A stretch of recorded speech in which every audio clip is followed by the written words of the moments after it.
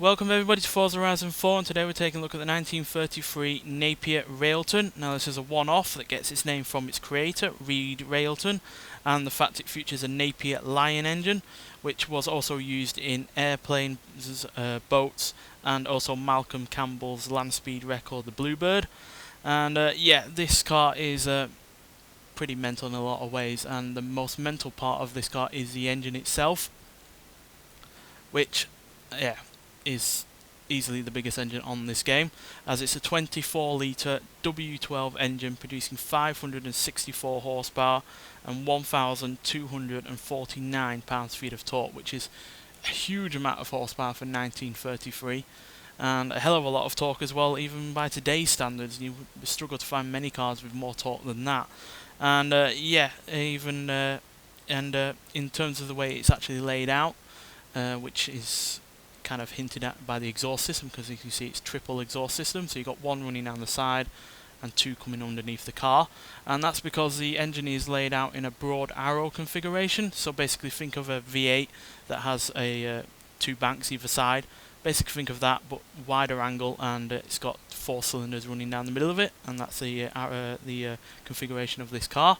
And yeah, even though this has a lot of power, that's not even the most power you can get out of this engine, because Malcolm Campbell, with putting a supercharger on it for his Bluebird car, managed to get up to 1,450 horsepower, which is an insane amount of power, which is why he was able to get up to around 250 miles an hour back in the early 1930s, which is hardly a slow speed even by today's standards. And yeah, but pretty much everything else is quite archaic on this car, including the lack of actual brakes, because there's brakes at the rear, as you can see there, not even all that big, but brakes nonetheless, but no brakes whatsoever up at the front. As you can see, they've just got the steering arm and the bit holding the wheel to the chassis, that's it.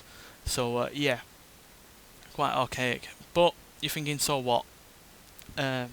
It's not so much so what when you realise that this has a 65-gallon fuel tank in the rear, and it weighs 4,518 pounds.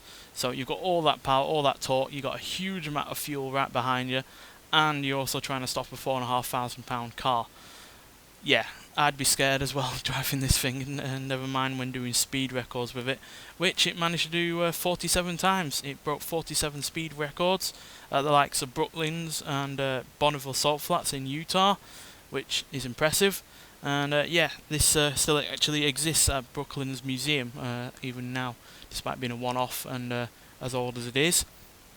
Now, to put that kind of power in context, you have to look at the likes of an Alfa Romeo P3, which came out a year later, which managed 285 horsepower, which is not bad considering it's a far smaller engine. But also the average Ford around this time only averaged about 100 horsepower or less.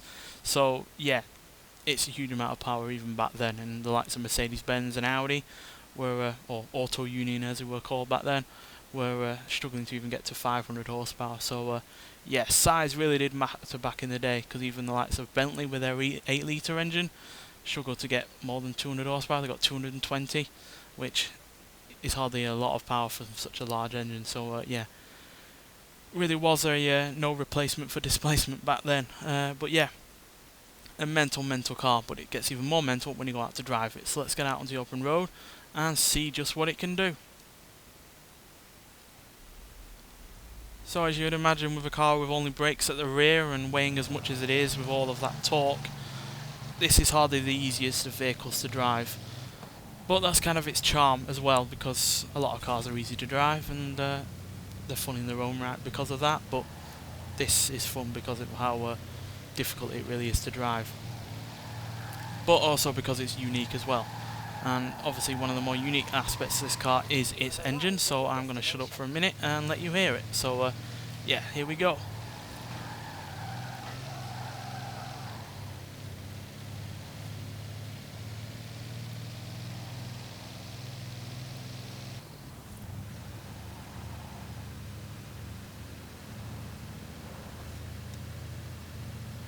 So yeah, really a rather unique sound, which is what I like about these kind of cars from this period. Also the likes of the Bentley 8-litre, the Bentley 4.5-litre, that old Mercedes-Benz from the 1920s, they just have something about them that is more unique than modern cars, because a lot of modern cars do sound quite the same, whereas these, with their burgeoning engineering and the fact that you use these random weird engines, is always a treat to listen to. And yeah, talking of engines, the power in this car helps the car accelerate from 0 to 60 in 7.5 seconds, 0 to 115.5 seconds, but the real impressive number is the fact it can do 179 miles an hour, which is a huge amount of speed even by today's standards, never mind back in the 1930s when the average road going car would struggle to get past 70. So yeah, that's a huge amount of speed. And yeah, this car is quite hairy at those kind of speeds as well, because all of that torque overwhelms the really rather underwhelming tyres. The suspension is really rather archaic, as you can see. It's least suspension, and it's open to the elements as well. So yeah, influenced by any kind of bump or debris or anything like that. And yeah, but I love it. And I know they've had to take a little bit of compromise with the headlights and the rear lights for when obviously nighttime driving comes along, but yeah, that's inevitable on a game like this, to be honest. But outside of that, yeah, it's a cracking car, and I love these kind of older, rarer cars, and there's not much older or rarer than this that you can find on a game like this. So yeah, I'm really pleased that they put it on the game, quite frankly. It's not a car I'd ever heard of, but I am glad we actually have it.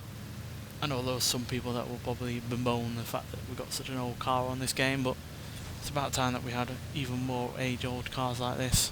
I know we have plenty, and there have been plenty added onto this game via the car pass in the previous year and all that lot, but there's always room for more, because there are a lot of oddities from this time period, because, you know, they were experimenting with all sorts of engines, all sorts of aerodynamic designs, chassis and the like, but it's vehicles like this that really impress, because yeah, taking the biggest engine you can find and shoving it onto the most rudimentary of chassis is really rather impressive, and even more so when you consider the amount of records it broke, while also only having rear wheel brakes. And as you saw there, we were struggling to stop the car as well. So yeah, it's mental, but extremely enjoyable to drive, and I'm extremely glad that it's on the game, to be honest. So yeah, you can get this by doing a free race championship on the festival playlist.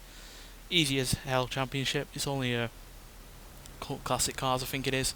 I just basically used an AMC Gremlin and yeah, did it easily. So yeah, it's well worth getting, just to experience something completely new to the series, and yeah, unique in comparison to a lot of other vehicles. Nonetheless, thanks for watching, and I'll see you in the next one. Bye.